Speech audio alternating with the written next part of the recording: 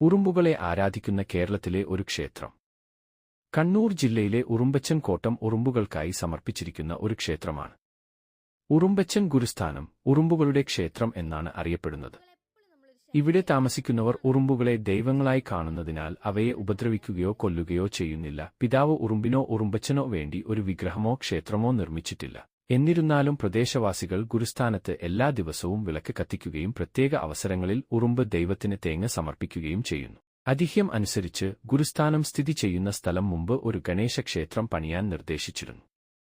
ഗണേശക്ഷേത്രം പണിയേണ്ട സ്ഥലം ഒരു മരപ്പണിക്കാരൻ നിലത്ത് ഒരു വടി ഉറപ്പിച്ചു. പിറ്റേന്ന് രാവിലെ വടി ഉറപ്പിച്ച സ്ഥലത്ത് നിന്ന് 1/2 കിലോമീറ്റർ അകലെ ഒരു സ്ഥലത്ത് കണ്ടെത്തി. തലേദിവസം വടി ഉറപ്പിച്ച സ്ഥലത്ത് ഒരു ഉറുമ്പുകൂട്ടം ഉണ്ടായിരുന്നു. ദൈവത്തിൽ നിന്നുള്ള സന്ദേശമായി താമസക്കാർ ഇത് മനസ്സിലാക്കി ഉറുമ്പ് കണ്ടെത്തിയ സ്ഥലത്ത് ഉറുമ്പുകളെ ആരാധിക്കാൻ തുടങ്ങി. തുടർന്ന് വടി കണ്ടെത്തിയ സ്ഥലത്ത് ഒരു ഗണേശക്ഷേത്രം നിർമ്മിച്ചു.